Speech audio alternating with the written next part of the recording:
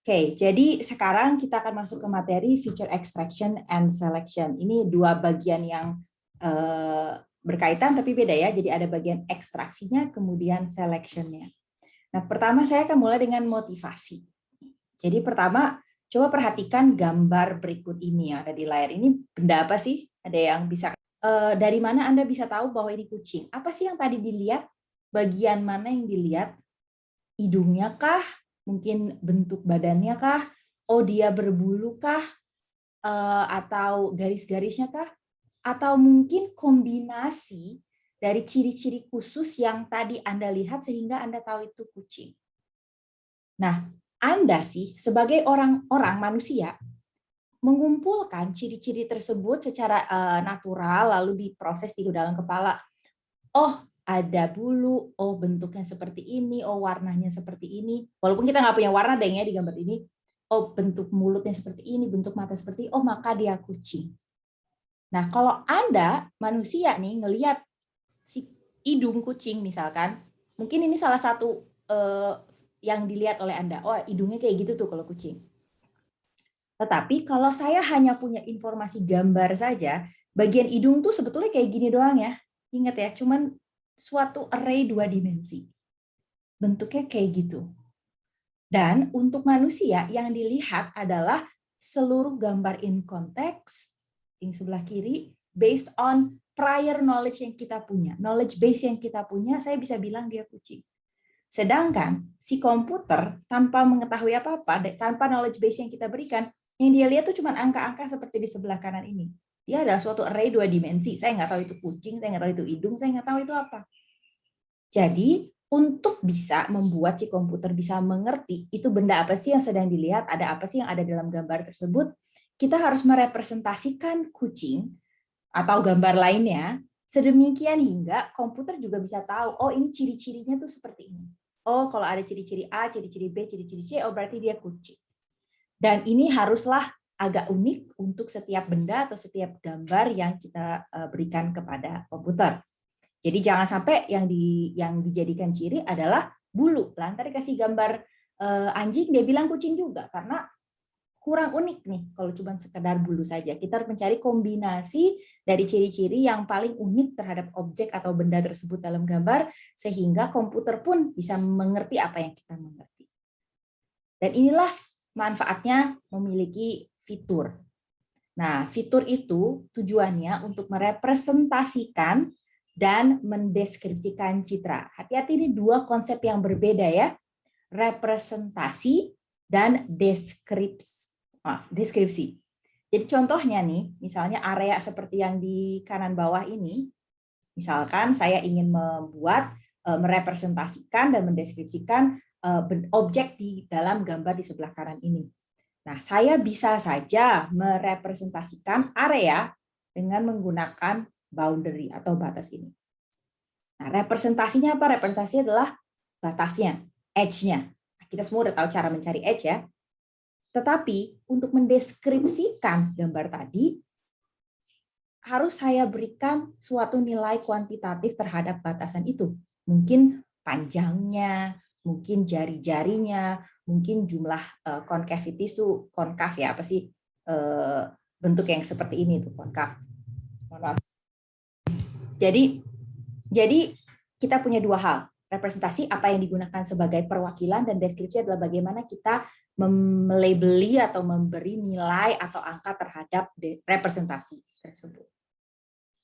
Nah, kalau gitu oke, sekarang saya sudah tahu saya mau gunakan representasi untuk mendeskripsikan suatu objek atau suatu benda di dalam gambar saya. Boleh sesuka hati nggak? Boleh kayak tadi kucing, boleh nggak bulunya saya pakai sebagai ciri? Boleh sih, boleh saja. Tetapi agar komputer bisa mengerti antara gambar dan gambar lainnya, objek dan objek lainnya, fitur yang kita gunakan seyogianya unik dan sangat distintif dari benda tersebut.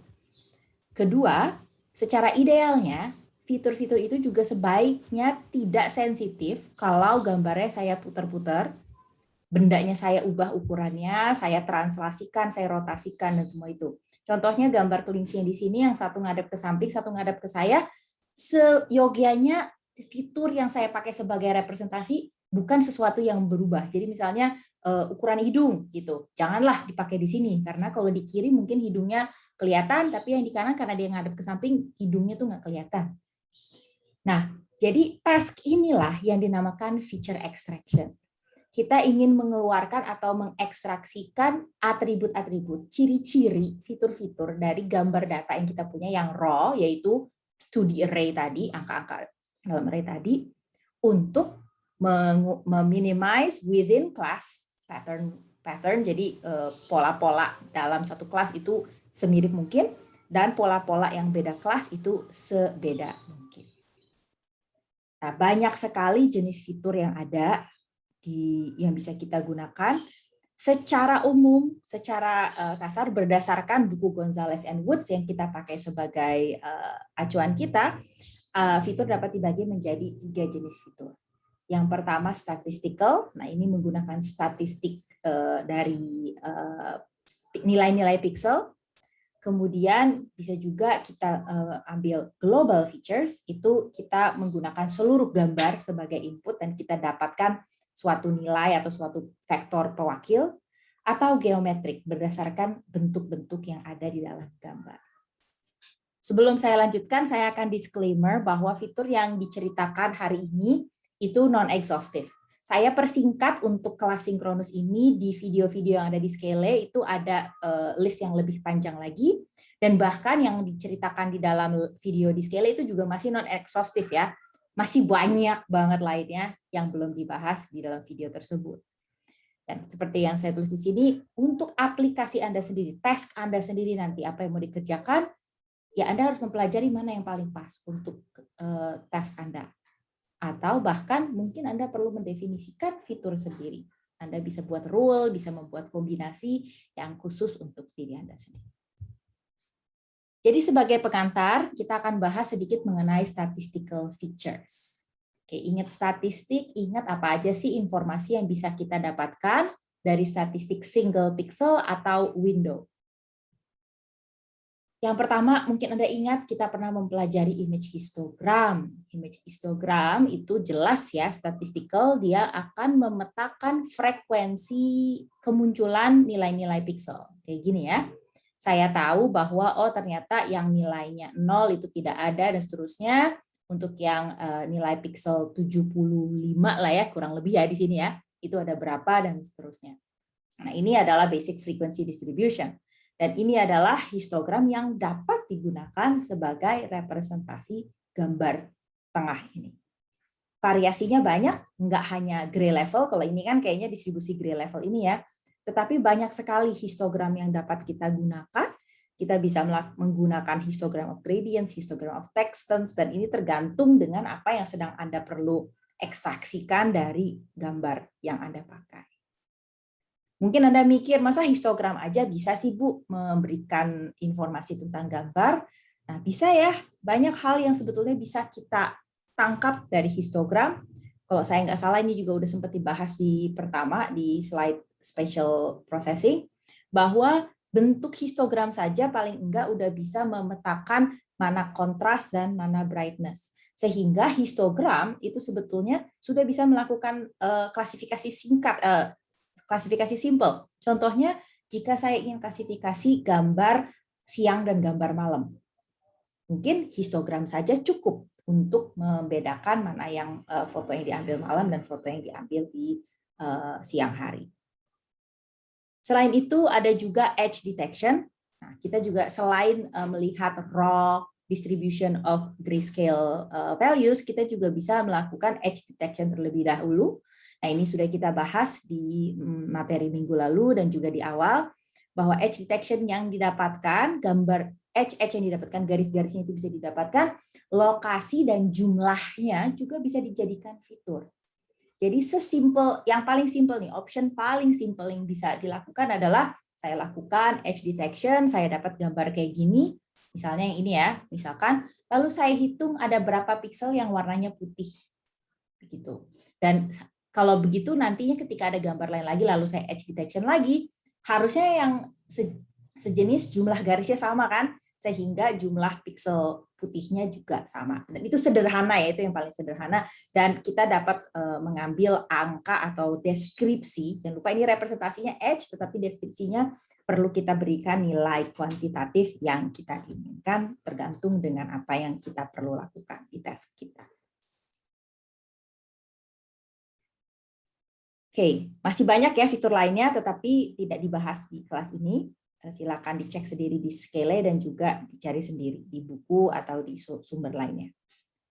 Selanjutnya, untuk global features, kalau kita ingat definisinya tadi di paling depan, global features itu adalah fitur yang mempertimbangkan gambar secara keseluruhan. Jadi kalau tadi statistik kan kita cuma mengambil misalkan distribusi pixel gitu ya. Dengan ini kita punya input gambar secara keseluruhan yang kita terjemahkan menjadi suatu fitur. Mungkin Anda ingat dalam materi-materi pada bab-bab sebelumnya kita sudah pernah menggunakan suatu fungsi, suatu transform yang menerima gambar menjadi sesuatu yang bentuknya yang lainnya. Dan mungkin Anda masih ingat kita ketika mempelajari Fourier transform, kita juga sudah tahu bahwa sebetulnya Fourier transform itu sudah bisa digunakan untuk OCR. OCR yang simple juga bisa menggunakan Fourier transform karena garis-garis yang ada pada Fourier transform itu berkorespondensi dengan garis-garis yang ada pada spatial domain. Alternatif lain yang bisa digunakan sebagai transformasi global itu adalah Hough transform. Nah, ini juga sudah sempat disinggung di pekan-pekan awal, kalau saya nggak salah ingat, mungkin yang kedua atau minggu ketiga, saya nggak ingat. Dan di sini intinya Hough transform menerima gambar saya secara keseluruhan dan yang sudah dideteksi edge-nya. Dan edge yang tadi, kayak tadi saya tunjukkan di depan, edge-nya itu dapat dideskripsikan untuk mendeskripsikan di mana lines-nya itu terjadi dan arahnya di mana. Nah, mungkin Anda masih ingat persamaan garis yang Y sama dengan MX tambah C, tetapi pada Hough transform kita merepresentasikan garis bukan menggunakan yang ini, melainkan menggunakan R sama dengan X cos theta tambah Y sin theta. Jadi berdasarkan angle dia dari origin dan R-nya itu jarak dia dari origin. Kemudian kalau saya sudah pakai nih ya, saya sudah pakai bentuknya ini, berarti setiap garis yang saya temukan, saya punya edge detected image, semua garis yang saya temukan saya bisa representasikan sebagai bentuk yang ini nih. Untuk setiap untuk setiap garis kemudian saya gunakan sebagai representasi tiap garis dan saya simpan sebagai accumulator array atau suatu feature array.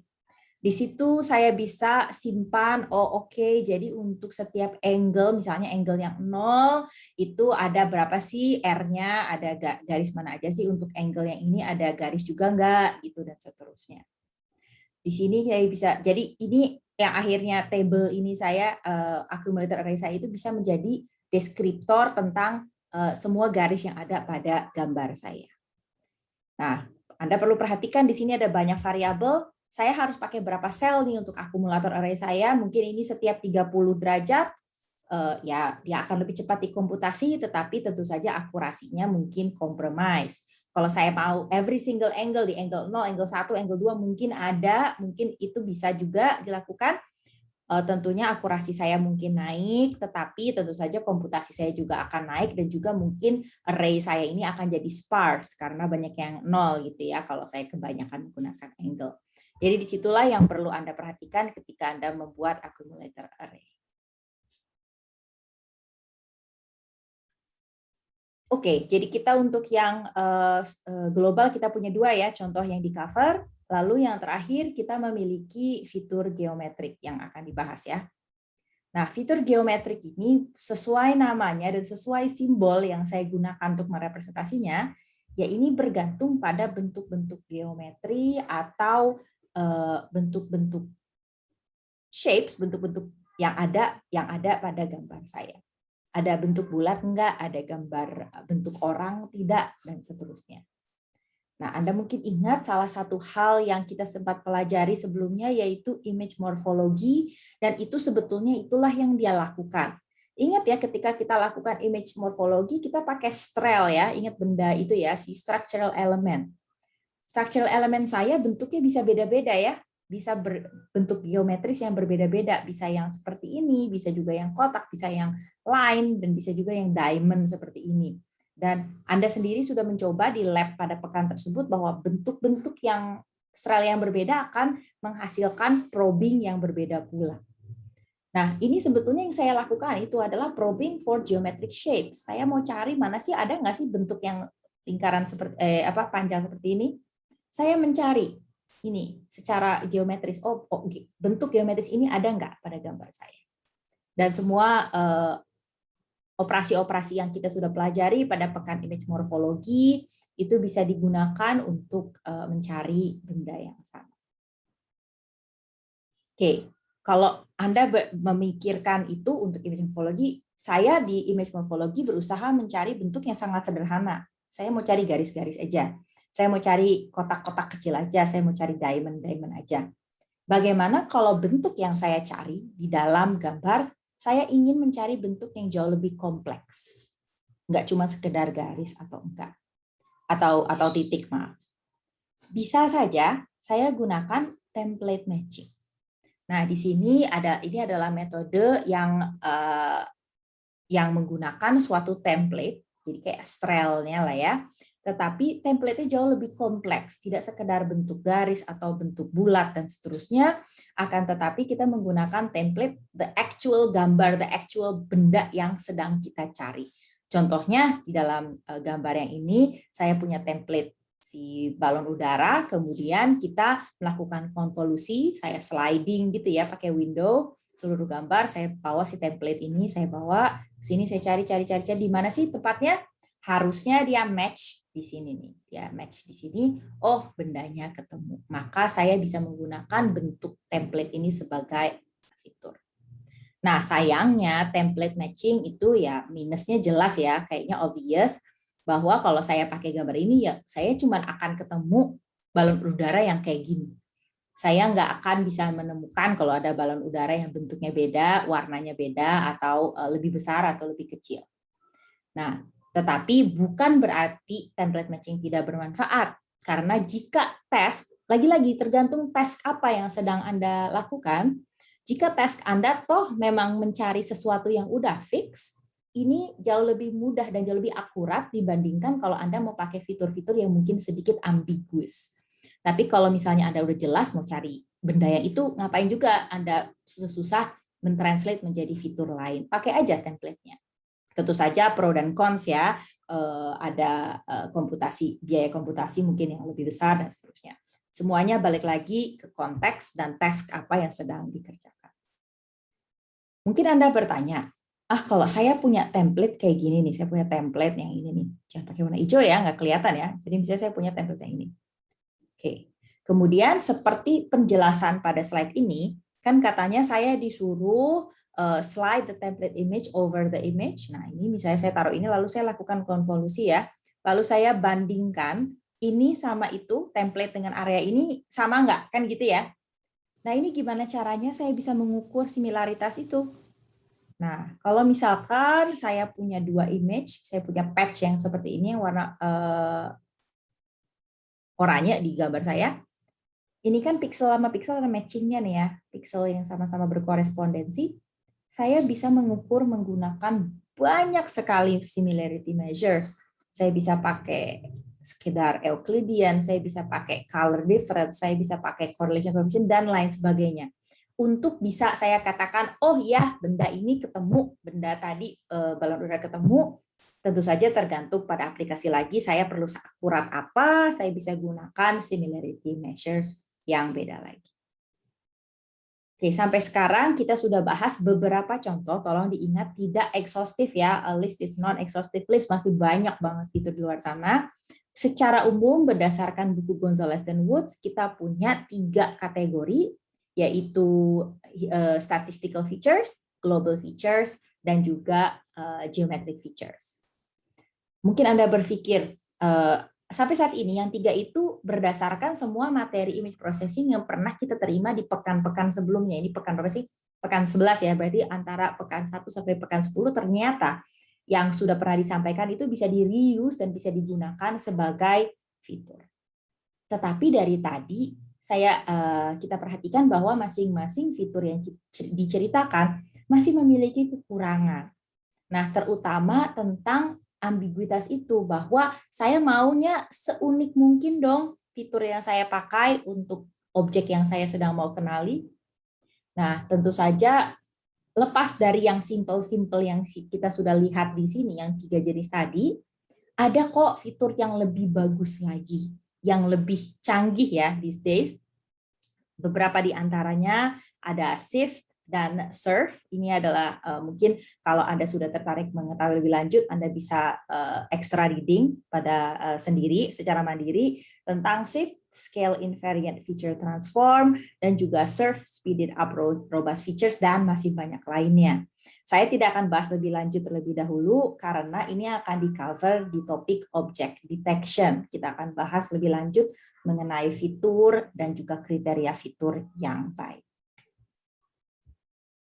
Oke, saya lanjut dulu ya. Oke, sekarang kita udah tahu bahwa tujuannya apa. Kita tahu kalau saya punya gambar, mau saya representasikan, saya bisa gunakan fitur sebagai representasi dan deskripsi. Fitur yang mau saya pakai itu boleh yang mana saja, tergantung apa yang saya butuhkan ya. Tadi udah beberapa contoh yang dibahas.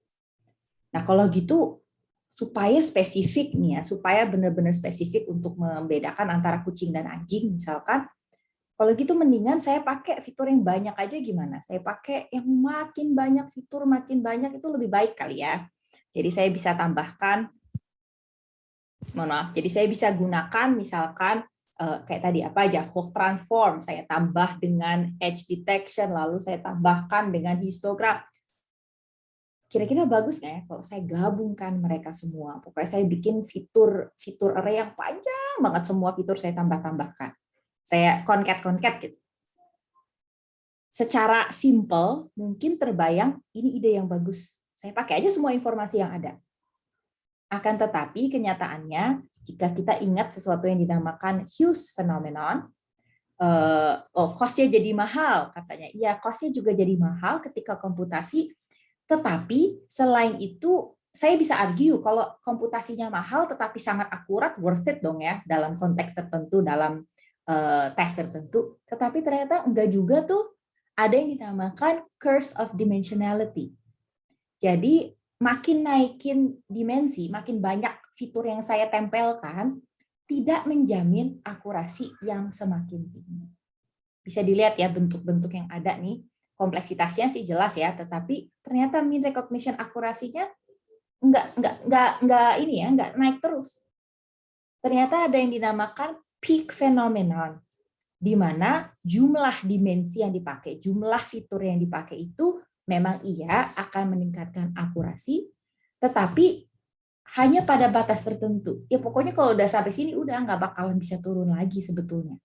Nggak bakal bisa naik lagi sebetulnya dan dia akan turun. Maka bukan itu solusi yang paling tepat untuk meningkatkan akurasi. Nggak sekedar nambah-nambah informasi terus, itu ada yang dinamakan Hughes phenomenon. Oke, kok bisa gitu sih? Karena secara simpel ya di dalam kepala, lebih banyak informasi kan lebih baik. Nah, saya beri ilustrasi seperti ini. Atribut apa yang mau dipakai untuk menceritakan jeruk? Oke, mungkin saya mau menceritakan warnanya oranye. Mungkin saya mau bilang dia buah. Kemudian saya mau katakan apalagi ya, bentuknya bulat, rasanya manis misalnya. Nah, ini adalah atribut-atribut yang mungkin membuat Anda mengenali, oh lagi ngomongin jeruk nih, Dumia lagi ngomongin jeruk. Soalnya warna bentuknya bulat, warnanya oranye, buah, rasanya manis. Nah, sekarang saya ingin menggunakan atribut tadi untuk menceritakan apel. Oke, warnanya merah, bentuknya agak bulat tapi tidak sempurna. Dia buah dan rasanya juga manis. Nah, walaupun informasi keduanya untuk deskripsi keduanya ini tepat, tetapi informasi manis dan informasi dia buah ini tidak bermanfaat untuk membedakan jeruk dan apel. Jadi selain kita perlu menggunakan informasi yang kaya itu tidak sama dengan informasi yang banyak. Jadi kita harus pick and choose, kita perlu pilih fitur mana sih yang betul-betul kita perlukan untuk membedakan orange dan apple.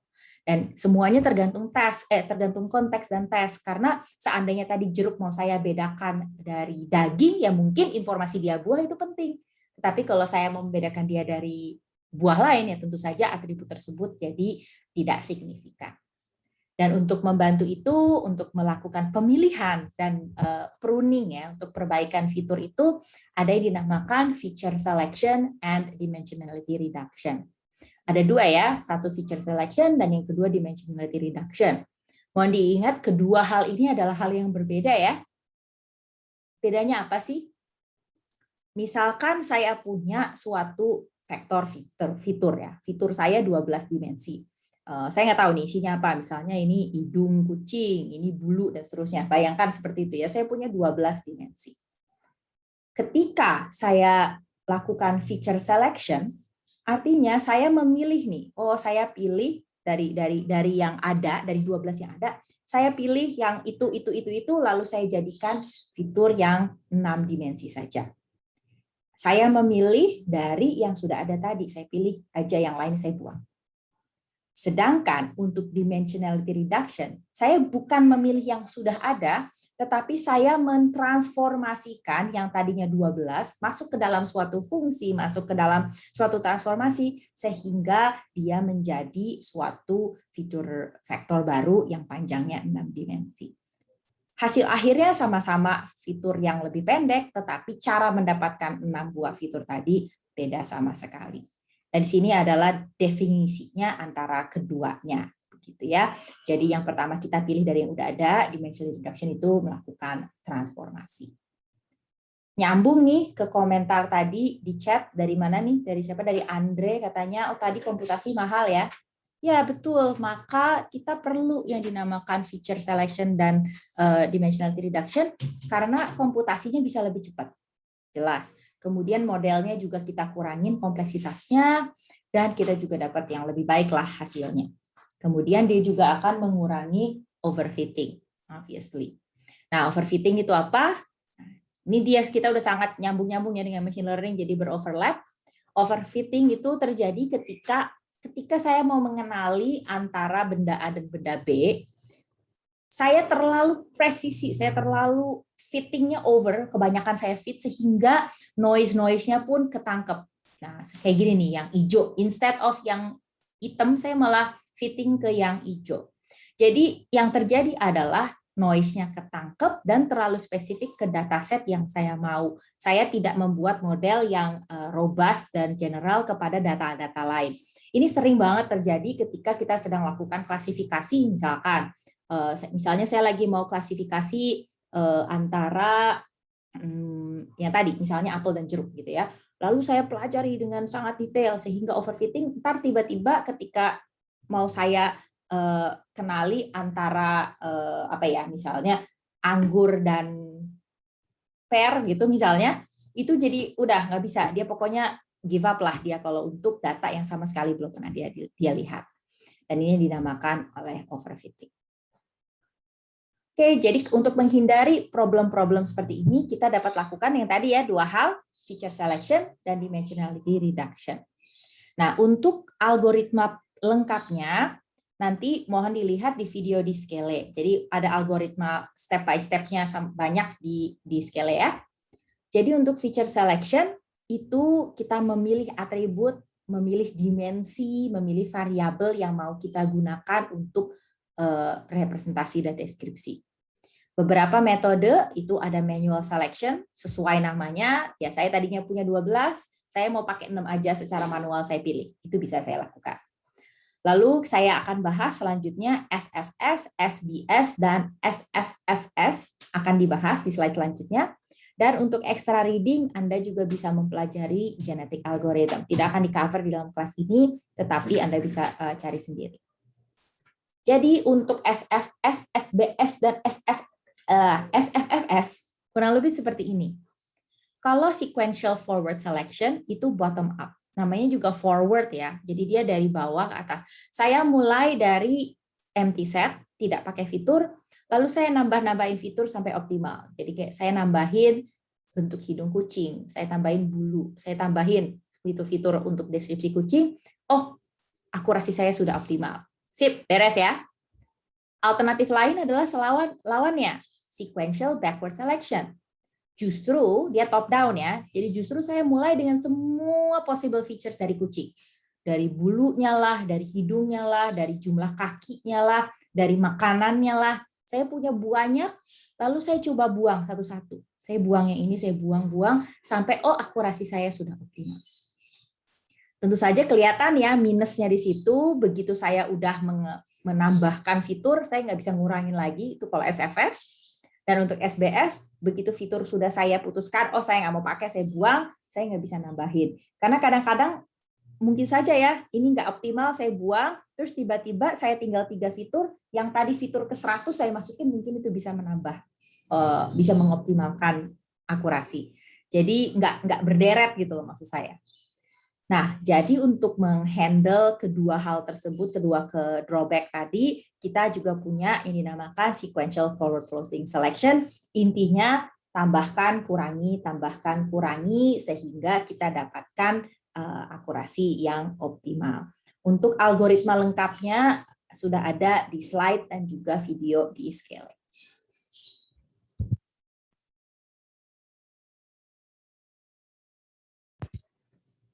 Itu kalau tadi adalah feature selection ya, di mana kita memilih fitur dari yang sudah ada. Sedangkan yang kita lakukan dengan dimensionality reduction adalah mentransformasikan representasi dari data matriks kita. Jadi kalau tadinya 64 kayak ini ditunjukkan, gimana kalau saya proyeksikan ke dua dimensi? Gimana kalau saya proyeksikan dia ke 1 dimensi? Saya mengurangi jumlah deskriptor saya dengan mengurangi dimensi tadi, dan apakah dia masih bisa memisahkan antara kelas. Tentu saja kelihatan ya, salah satu kerugiannya adalah ketika kita proyeksikan ke dimensi yang terlalu rendah, jadinya dia sudah agak tidak bisa membedakan antara kedua kelas. It happens.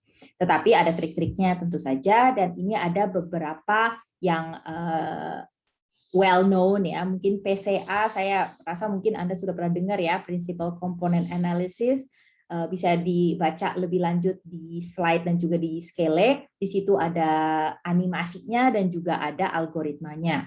Nah, untuk yang berikutnya, TSNE dan UMAP ini adalah hal yang baru memang ya. Jadi memang belum di cover. Saya sebutkan saja dulu hari ini, kita akan bahas lebih lanjut mungkin di materi selanjutnya, atau Anda bisa baca sendiri dalam proyek, mungkin bermanfaat. Lalu yang terakhir adalah autoencoder. Nah, di sini ini menggunakan suatu usually deep neural network untuk memetakan yang tadinya misalnya 64 dimensi, kita petakan ke 12 dimensi. Itu contoh ya, 64 dan 12. Stay tune untuk topik-topik deep learning karena kita akan bahas ini lebih lanjut lagi. Oke, jadi secara general, secara TLDR, ini TLDR version, yang sudah kita bahas sampai saat ini, image features yang kita pelajari itu adalah handcrafted features. Yaitu saya yang memutuskan, saya mau melakukan Fourier transform karena menurut saya lebih tepat diwakilkan oleh tekstur. Saya ingin menggunakan color histogram karena saya ingin gambar saya diwakilkan atau direpresentasikan oleh distribusi warna. Dan ini fitur-fitur ini bisa kita utak-atik ya, bisa kita mainkan lah ya gitu agar optimal, tetapi itu semua effortnya datang dari user, dari saya, dari programmer. Tetapi sebetulnya these days ya, kita udah bisa menggunakan machine generated features. Dan ini based on feature map dari deep networks, convolutional neural networks yang akan kita bahas di materi Deep Learning for Computer Vision selanjutnya. Jadi saya pending dulu ya di sini. Kita belum bahas sama sekali tentang machine generated features ini. Sampai sini adalah akhir dari bagian feature extraction and selection. Saya akan persilakan apakah ada pertanyaan?